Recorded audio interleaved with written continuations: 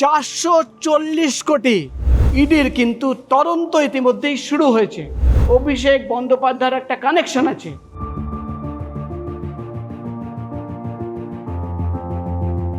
একশো 64 কোটি না, 200 কোটি না, 400 কোটি না, 440 কোটি।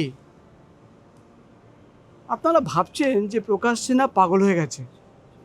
কখনো বলছে 164, 200, 400, 440 কোটি, মানে চিন্তা ভাবনার বাইরে। কেন বলছি? নিশ্চয়ই তার কারণ আছে। আজকে কিন্তু এই 400 কোটির পেছনে কি গল্প রয়েছে, এই 200 কোটির পেছনে কি গল্প রয়েছে, একটা বিস্ফোরক তথ্য আপনাদের দেব। এমন একটা তথ্য দেব যেটা শুনে আপনারা কিন্তু চমকে উঠবেন। 400 কোটি টাকার গল্পর পেছনে একটা এমন তথ্য রয়েছে যেটা ইতিমধ্যেই ইডি আধিকারিকরা খুঁজে পেয়েছেন, এবং সেই 400 বা 440 কোটি টাকা সামনে রেখেই ইডির কিন্তু তদন্ত ইতিমধ্যেই শুরু হয়েছে। আপনারা ভাবছেন যে প্রকাশ সিনহা কী বলছে। আমি কিন্তু ফালতু কোনো কথা বলছি না। নিশ্চয়ই কোনো কারণ আছে যে 200, 300, 400 কোটি টাকার কথা বলছি। আচ্ছা ঠিক আছে, একটা কথা শোনাই। ভাবুন যে আমাকে কোনো তদন্তকারী সংস্থা ডেকেছে এবং আমি জিজ্ঞাসাবাদের জন্য সেখানে গেছি।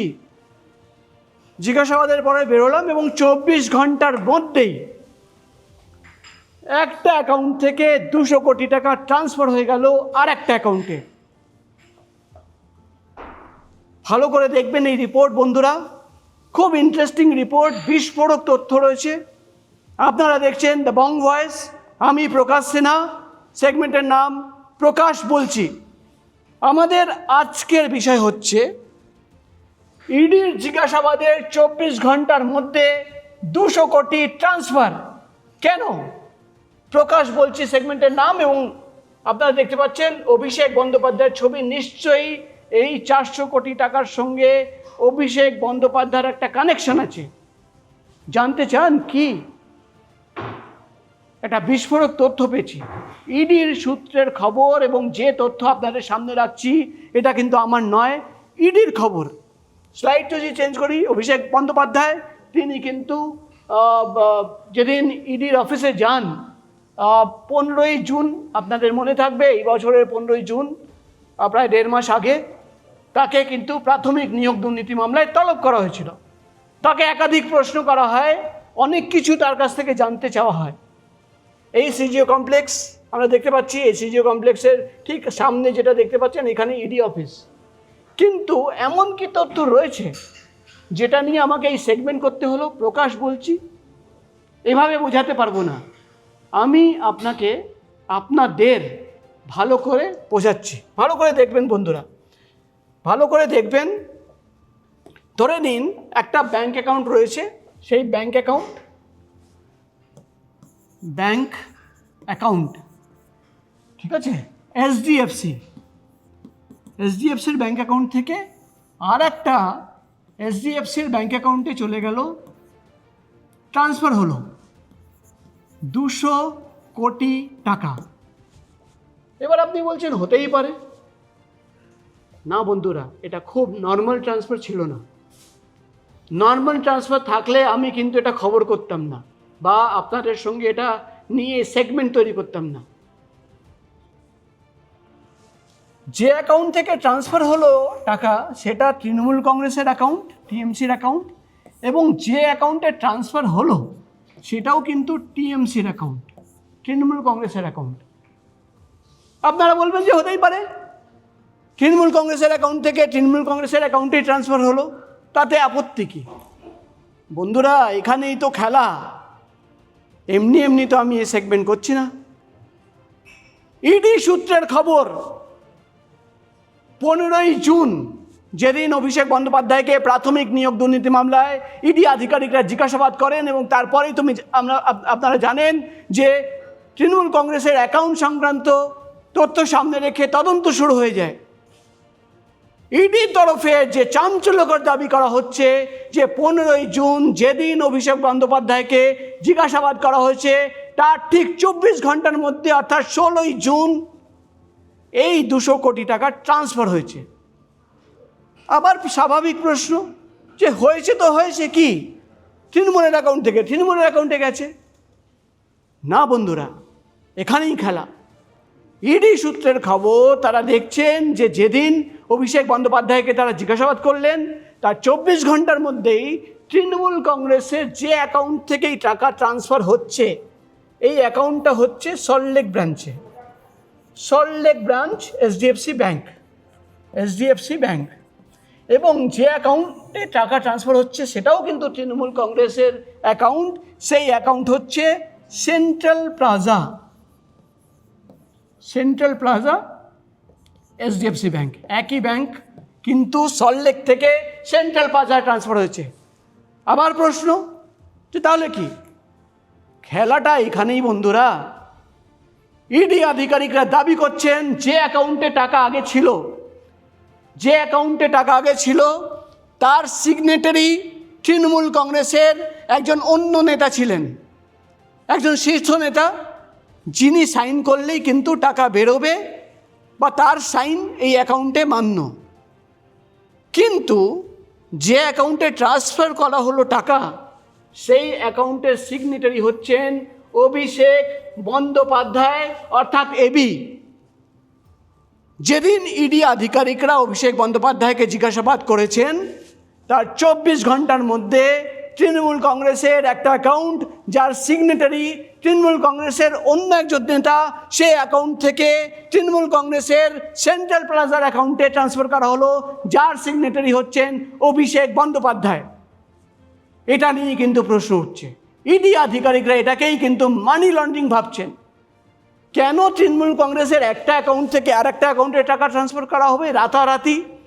যে অ্যাকাউন্টে, আর একটা তথ্য বলি, সেন্ট্রাল প্লাজার অ্যাকাউন্টে আগে থেকেই 200 কোটি টাকা ছিল এবং এই টাকা ট্রান্সফার করার পর সেই অ্যাকাউন্টে পৌঁছে গেছে 400 কোটি টাকা এখন ব্যালেন্স, এবং সেই অ্যাকাউন্টের সিগনেটারি হচ্ছেন অর্থাৎ মালিক হচ্ছেন অভিষেক বন্দ্যোপাধ্যায়। তৃণমূল কংগ্রেসের বিহাফে তিনি কিন্তু সিগনেটারি।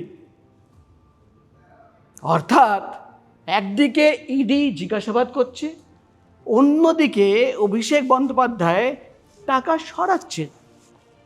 ইডি আধিকারিকরা এই জায়গাটা কিন্তু ধরে ফেলেছেন। ইতিমধ্যেই ব্যাংকের কাছ থেকে সমস্ত তথ্য চাওয়া হয়েছে, স্টেটমেন্টের কপি চাওয়া হয়েছে, কিভাবে টাকা বার করা হলো, কীভাবে টাকা ট্রান্সফার করা হলো সেটাও দেখা হয়েছে, টাকা ফ্রিজ করে দেওয়া হয়েছে। কি উদ্দেশ্যে সল্টলেকের এইচডিএফসি ব্যাংক থেকে টাকা এইচডিএফসির আরেকটা ব্রাঞ্চের অ্যাকাউন্টে, সেন্ট্রাল প্লাজার অ্যাকাউন্টে ট্রান্সফার করা হলো? দ্রুত আপনাদের তথ্য বলে দিই। ইডি সূত্রের খবর, ইডির দাবি 164 কোটি টাকা ইন্ডিয়া ব্যাংকের প্রায় 25 থেকে 30টা অ্যাকাউন্ট তারা চিহ্নিত করেছেন, সেখানে ছিল। এইচডিএফসির 3টে অ্যাকাউন্ট রয়েছে তৃণমূল কংগ্রেসের, সেখানে রয়েছে 440 কোটি টাকা। এবং সব মিলিয়ে যদি অ্যাকাউন্ট ইডির নজরে রয়েছে, যেটা ইডির র্যাডারে, সেই অ্যাকাউন্টের সংখ্যা হচ্ছে 100+ অ্যাকাউন্ট ইতিমধ্যেই কিন্তু ইডির র্যাডারে রয়েছে, তারা কিন্তু তদন্ত করছে। ইডি সূত্রের খবর, একটা অ্যাকাউন্ট যেটা সেন্ট্রাল প্লাজা ব্রাঞ্চে ছিল, সেখানে এখন রয়েছে 400 কোটি টাকা, এবং যে কথা বললাম 200 কোটি টাকা ট্রান্সফার করা হয়েছে আর একটা অ্যাকাউন্ট থেকে। এবং আপনাদের বলেছি এই পুরোটা হয়েছে 16 তারিখে। 15 তারিখে অভিষেক বন্দ্যোপাধ্যায়কে ইডি জিজ্ঞাসাবাদ করে, 16 তারিখে ট্রান্সফার করে দেওয়া হয়। এবার খেলা এখানেই।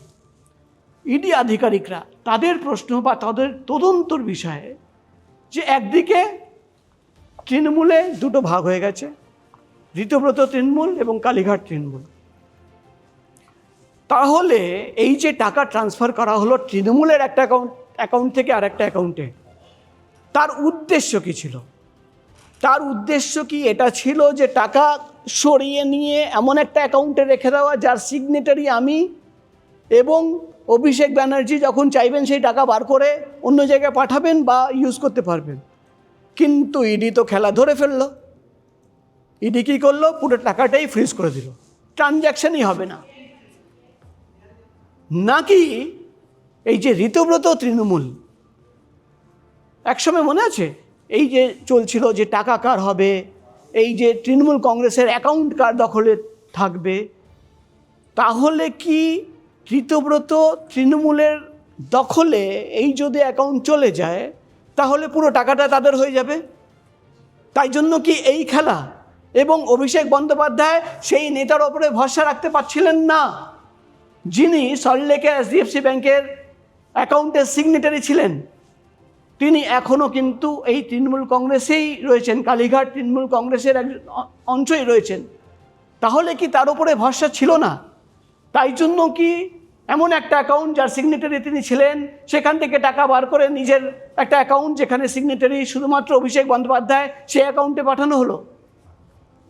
আরও কোথায় কোথায় কি টাকা ট্রান্সফার করা হয়েছে সেটাও কিন্তু ইডির নজরে রয়েছে। ইডি আধিকারিকরা ইতিমধ্যেই কিন্তু জানাচ্ছেন যে সমস্ত ব্যাংকের কাছ থেকে 100টি ব্যাংক অ্যাকাউন্ট, যার বেশিরভাগ অ্যাকাউন্ট হোল্ডার কিন্তু তৃণমূল কংগ্রেস, সেই 100টি ব্যাংক অ্যাকাউন্টের ইতিমধ্যেই স্টেটমেন্টের কপি চাওয়া হয়েছে। সেই স্টেটমেন্টের কপি ইতিমধ্যেই কিন্তু তৃণমূল কংগ্রেসের স্টেটমেন্টের কপি ইডি আধিকারিকদের হাতে রয়েছে। সেটা খতিয়ে দেখার পর একাধিক বিস্ফোরক তথ্য সেখান থেকে বেরিয়ে আসছে, যার মধ্যে এই একটা তথ্য ছিল। প্রশ্ন একটাই বন্ধুরা, যে কেন 16 তারিখ 15 তারিখ জিজ্ঞাসাবাদ, ইডি জিজ্ঞাসাবাদ করলো, তার 24 ঘন্টার মধ্যে 200 কোটি টাকা ট্রান্সফার হয়ে গেল এমন একটা অ্যাকাউন্টে যার সিগনেটারি অভিষেক বন্দ্যোপাধ্যায়? জবাব কে দেবে? জবাব অভিষেক বন্দ্যোপাধ্যায়কেই দিতে হবে। এবং আগামী দিনে যখন ইডি আধিকারিকরা তাকে জিজ্ঞাসাবাদ করবেন বা তাকে আবার ডাকা হবে, তিনি যেহেতু সিগনেটারি, তাকে কিন্তু এই প্রশ্ন করা হবে এবং তাকেই কিন্তু উত্তর দিতে হবে যে কেন জিজ্ঞাসাবাদের 24 ঘন্টার মধ্যে তড়িঘড়ি টাকা বার করে একটা অ্যাকাউন্ট থেকে নিজের অ্যাকাউন্টে, যার সিগনেটারি তিনি, তৃণমূল কংগ্রেসের অ্যাকাউন্টে ট্রান্সফার করা হলো। কি উদ্দেশ্য ছিল? যদি ইডি আধিকারিকরা এটা ফ্রিজ না করতেন তাহলে কি এই টাকা এতদিন ওই অ্যাকাউন্টে থাকতো নাকি অন্য জায়গায় চলে যেত?